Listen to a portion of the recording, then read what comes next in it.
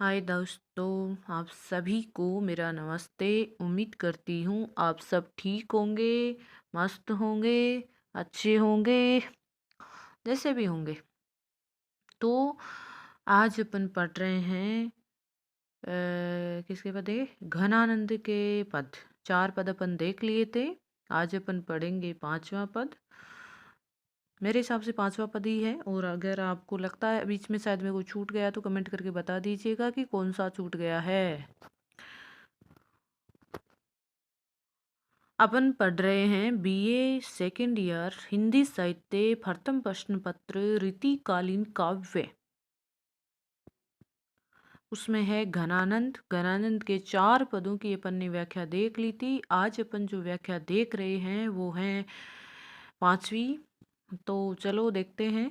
अंतर उद्वेग दाहे आखिन परवा आंसू, देखी अटपटी चाहे बीजनी दहीन है, सोई बोन जागी बोहो हंसियों ने रोई बहू, खोई खोई आप ही में चेटक लहनी है, जान प्यारे प्राणनी बसत पे आनंद घन, विरह विषम दशा मूक लो कहनी है, जीवन मरण जीव बीच विनस बन्यो आय, हाय कौन विधि रची नेह की रहनी है।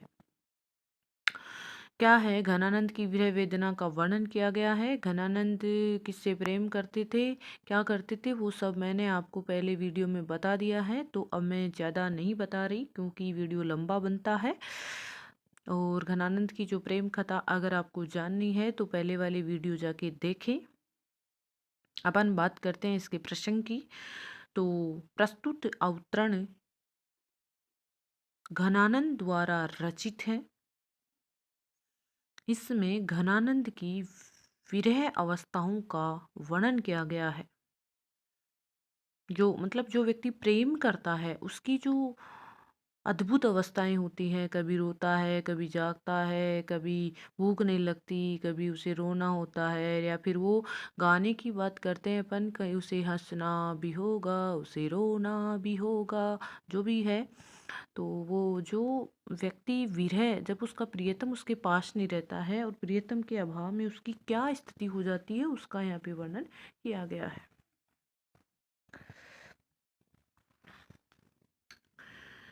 अब देखते हैं अंतर का मतलब यहाँ पे होता है हृदय उद्वेग दा है। उद्वेग मतलब और ज्यादा बढ़ रही है। दा वियोग रूपी अग्नि, आखिन प्रवाह है आंसू। आखिन का मतलब है आंखों से आंसुओं का प्रवाह निकल रहा है। अटपटी का मतलब होता है, अटपटी बोलते हो ना आप, अटपटी कैसे अटपटी है।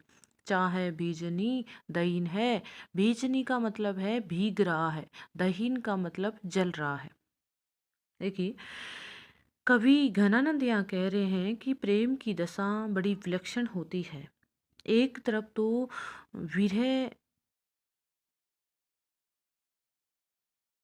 एक तरफ तो विरह की वजह से व्यक्ति के शरीर में विरह रूपी ज्वाला जलती रहती है, आखिन प्रवाह आंसू, और दूसरी तरफ आंखों से आंसू की धारा बहती रहती है। कवि घनानंद कह रहे हैं कि प्रेम के अंतर्गत बड़ी विचित्र स्थिति होती है। एक तरफ तो व्यक्ति का जो हृदय है वो विरह वेदना से जलता रहता है, दूसरी तरफ उनकी आंखों से लगातार आंसू निकलते रहते हैं। मतलब एक तरफ जल रहा है और दूसरी तरफ भीग रहा है, दोनों एक साथ हो रहे हैं। और जहाँ पर जैसे आग लग जाती है तो पानी से उसे बुझाया जाता है, लेकिन यहाँ पर दोनों क्रियाएं एक साथ हो रही हैं। देखी अटपटी चाहे बीजनी दहीन है। हमने ऐसे प्रेम के अंतर्गत ऐसी जलने और भीगने का एक ऐसा अनुभव किया है, साथ किया है। एक ऐसी अजीब सी चाहत हमने प्रेम में देखी है जहाँ पर व्यक्ति एक साथ भीग रहा है और जल रहा है, अर्थात भीगना और जलना दोनों एक साथ हो रहा है। सोई बोन जागी बू है, हंसियों ने रोई बोहू, खोई खोई आपी में चेटक लेनी है। सोई बोन जागी बो हो, वह प्रेम के अंतर्गत व्यक्ति सोना चाहता है, लेकिन सोने की अवस्था में भी वो जागते हुए रहता है, अर्थात उसकी आंखें खुली हुई रहती हैं। हंसियों ने रोई बहू, हंसना चाहता है, कभी हंसते हंसते ही वो रोने लग जाता है, हंसना चाहता है, लेकिन रोने लग जाता है, कभी हंस रोता है और कभी हंसने लग जाता है। एक अजीब सी क्रियाएं वह व्यक्ति करता है। खोई खोई, खोया खोया सा रहता है, आप ही में चेटक लेनी है। चेटक का मतलब जादू, कि वो व्यक्ति अपने आप में ही खोया हुआ रहता है और ऐसा लगता है कि उसके ऊपर किसी ने जादू कर दिया है, अर्थात उसको किसी ने मोहित कर लिया है, सम्मोहन की क्रिया उसके ऊपर हुई है। अर्थात प्रेमी व्यक्ति जो होता है, जब वो विरह में तड़पता रहता है, तब वो उसको किसी प्रकार का होश नहीं रहता है। ऐसा लगता है कि किसी ने उसको सम्मोहित कर लिया है। जान प्यारे प्राणनी बसत पे आनंद घन, विरह विषम दशा मुहुक लो कहनी है। जान प्यारे प्राणनी बसत पे आनंद घन। आगे घनानंद कह रहे हैं, कुछ व्यक्ति की स्थिति जो है वो एक, मतलब अपने आप में खोया सा रहता है, उसे होश नहीं रहता है, गूंगा सा हो जाता है, मौन सा रहता है। जान प्यारे अब प्राणनी बसत पे आनंद कर, अब जी मतलब जान से भी प्यारे, स्वयं को अच्छे लगने वाले, प्राणों के आधार आनंद की वर्षा करने वाले प्रियतम, विरह विषम दशा मुक लो कहनी है। उन प्रियतम के आनंद प्रदान करने वाले प्रियतम के विरह की वजह से जो व्यक्ति प्रेमी व्यक्ति है वो उसकी स्थिति मौन सी हो गई है, अर्थात वो विरह के अंदर जलते हुए मौन सा हो गया है, गूंगे की तरह हो गया है। और अर्थात मतलब कवि ये कहना चाहता है कि प्रियतम जो प्राणों में बसे हुए रहते हैं और उनके अभाव में जो प्रियतम की वो जो वियोगी है उसकी स्थिति गूंगे की तरह हो गई है। आगे है,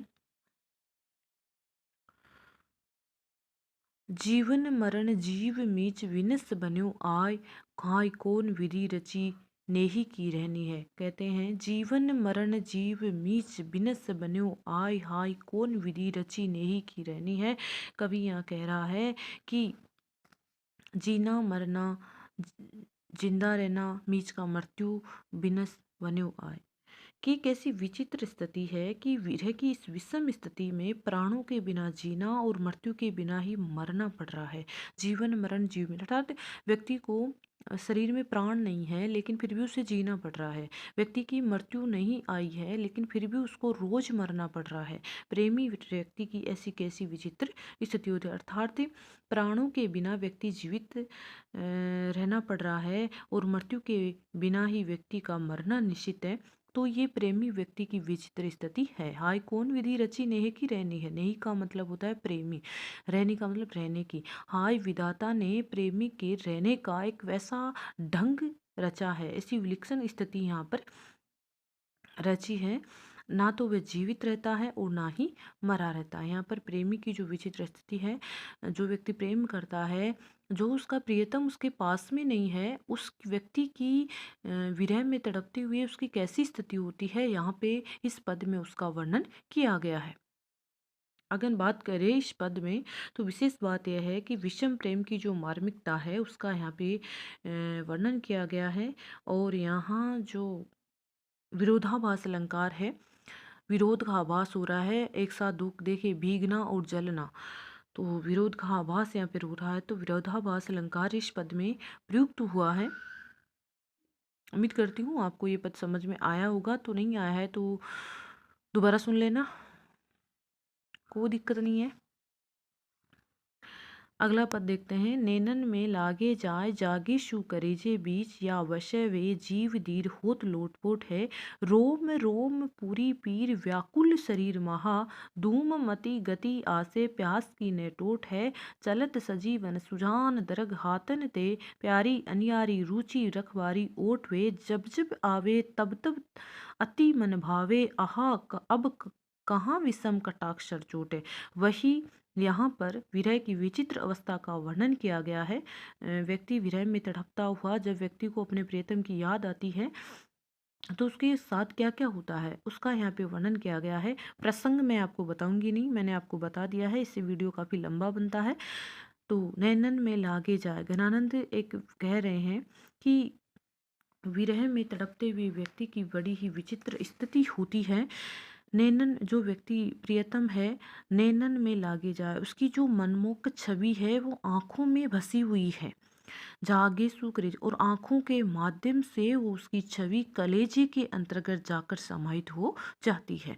कि अर्थात एक तरफ से मैंने आपको समझाया था शुरू में, अप्रत्यक्ष रूप से श्री कृष्ण को वो संबोधित करते हैं और प्रत्यक्ष रूप से श्री कृष्ण को, अप्रत्यक्ष रूप से उनको उनकी जो प्रेमी का सुजान है उसकी याद आ रही है।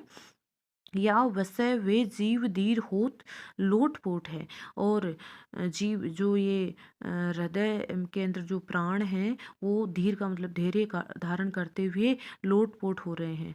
कि प्रेमी के लिए जो शरीर में जो प्राण है वो धैर्य धारण करते हुए उसके प्रेम में पूरी तरह से पूरित है और उसके लिए विरह में तड़पते हुए वो व्याकुल हो रहे हैं। कवि यहाँ समझाने का प्रयास कर रहा है कि प्रियतम की छवि आंखों के माध्यम से हृदय में जाकर बसती है और अब उसके विरह में तड़पने की वजह से उसकी जो मनमोहक छवि है वो हृदय में बसी हुई है। और जो उस छवि को देखते हुए, उस छवि को याद करते हुए हमारे जो प्राण है वो धैर्य धारण कर रखे हैं, बड़े ही व्याकुल हो रहे हैं। रोम रोम पूरी पीर, हमारे शरीर के प्रत्येक रोम में विरह की जो पीड़ा है, पीर का पूरी पीर का मतलब है पीड़ा। कि पूरे शरीर के प्रत्येक रोम रोम में विरह रूपी ज्वाला जल रही है, व्याकुल शरीर महा। और उस ज्वाला की वजह से हमारा जो शरीर है वो बड़ा ही व्याकुल हो रहा है। कवि कह रहा है कि प्रियतम के अभाव में उसके विरह में जलने वाली अग्नि से पूरे शरीर में पीड़ा उत्पन्न हो रही है और उस पीड़ा से पूरा शरीर व्याकुल हो रहा है। धूम मती गति आसे प्यास की न टूट है। कि और विरह में जलते हुए रहने की वजह से हम धूममती गति ऐसे मतलब आशा का मतलब आशा उम्मीद कि प्रियतम मिल ही जाएंगे, इस प्रकार की जो कोई आशा थी वो धुंधली पड़ती हुई जा रही है। और धीरे धीरे हमारे जो प्रियतम की छवि है वो भी हमारे मस्तक में धुंधली पड़ रही है। प्यास की नोट टोट है, मेरे प्रियतम की जो दर्शनों की जो प्यास मुझे लगी हुई है वो निरंतर बढ़ती ही जा रही है। चलत सजीवन सुजान द्रग हाथन ते, कि जो सुजान यहाँ पर एक तरफ से तो उनकी नायिका थी उसके लिए आया है, दूसरी तरफ जो श्री कृष्ण है वहाँ के लिए। कि जैसे ही अपने दोनों हाथों पर, दृक का मतलब होता है आंखें, हाथन का मतलब आँख रखकर, कि प्रियतम चतुर सुजान अपने दोनों हाथों को आंखों के ऊपर रखकर जिस सजीव रूप से चलते रहते, मुस्कुराते हुए चलते थे, उनकी वो छवि मेरे हृदय में बसी हुई है। प्यारी अनियारी रुचि रखबारी ओट है। और बड़े प्यार से अनोखे ढंग से वो अपने हाथों का ओट करके मेरी तरफ देखा करते थे। उनकी वो मनमोहक छवि मेरे हृदय में बसी हुई है, ना चाहते हुए भी वो हृदय से निकल नहीं पा रही है।